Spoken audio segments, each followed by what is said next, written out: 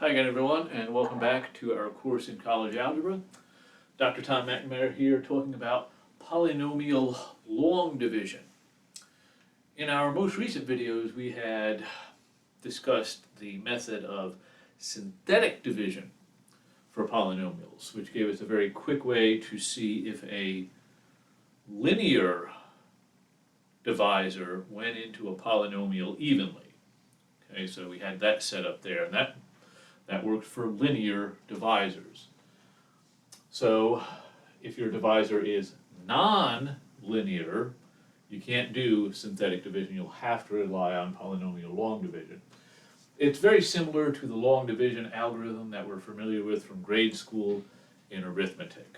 So let's go and start with an example.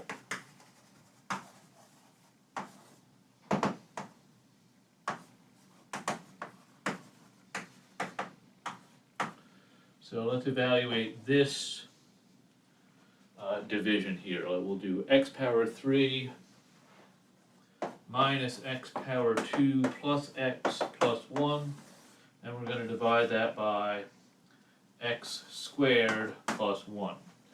So our divisor is second degree, not linear, can't use synthetic division. We'll need to use polynomial long division. Okay,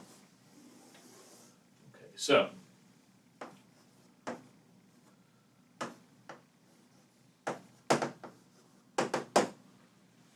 a lot like the setup for long division from arithmetic. You put your divisor out here, and the dividend of the thing you're dividing into goes under here.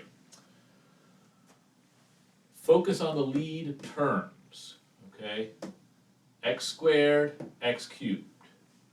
What do you need to multiply this by to make it look like that? And the answer is pretty clear. You need another factor of x. Okay, so I'm going to write that over here, actually.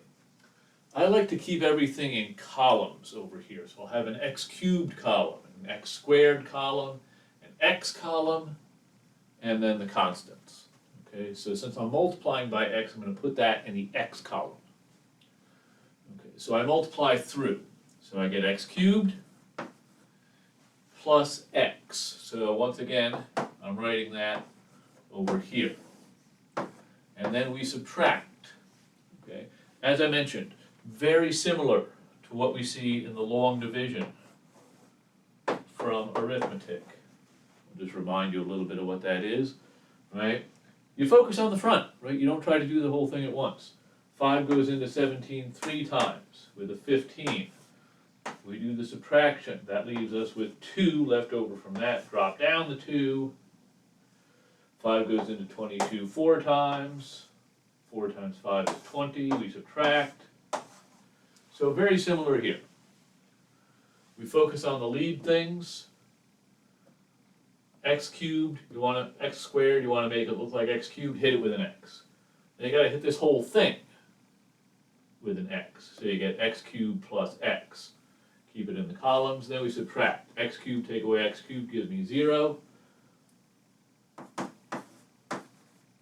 Might even put a little placeholder there. I would usually skip that, but I'll just do it since it's our first time.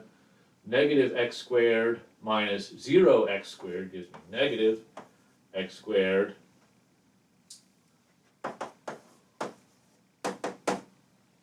plus 1. All right?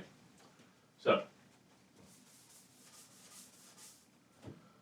multiply through, put the answer down here, the answer to that multiplication, then subtract. Now I got an x squared and a negative x. So what do I need to make this look like this? I need a negative 1. Okay, so this is negative x squared minus 1. Then we subtract. Okay, subtract this whole thing. So these guys cancel each other out. Those guys actually combine to a 2. So the quotient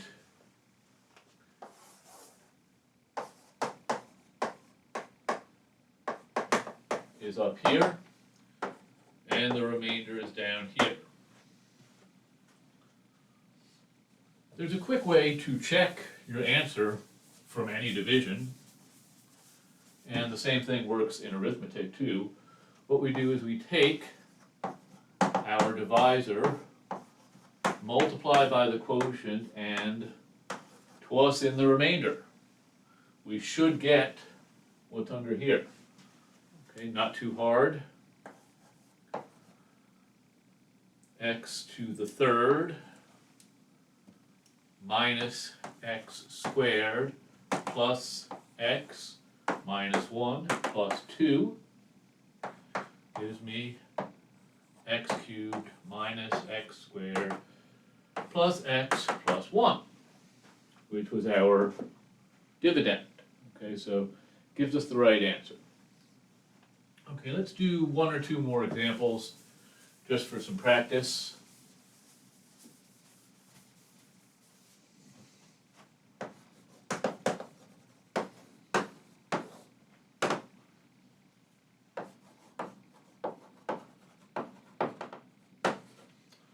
Let's evaluate this. We're going to do 5x power 4 minus 2x squared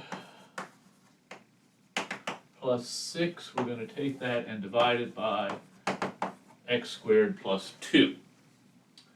Okay, so same setup. Divisor out here.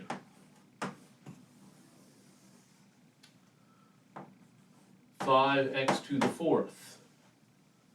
Leave a gap. There's no x to the third. This is going to be the x to the third column. Maybe I'll even put it in here, just to kind of emphasize that we're having a column for each of the powers. Minus 2x squared plus 0x plus 6. Okay, so all the powers represented, very similar to what we sometimes need to do when we are working with a synthetic division problem. If you're missing a power, you got to leave a placeholder. So I'm doing this to keep my columns straight. Okay, so once again, focus on the leading terms. What do I need to multiply this by to make it look like 5x to the fourth? Okay, well, this doesn't have a 5, so I'm going to need to hit it with a 5. And I've only got x squared. Here I need x to the fourth, so I need 2 additional factors of x. So 5x power 2. I'm writing that in my x squared column.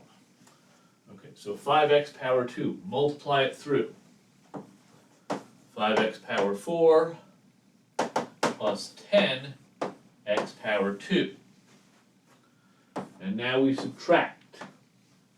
These guys should always cancel. Okay, you're setting up a cancellation here.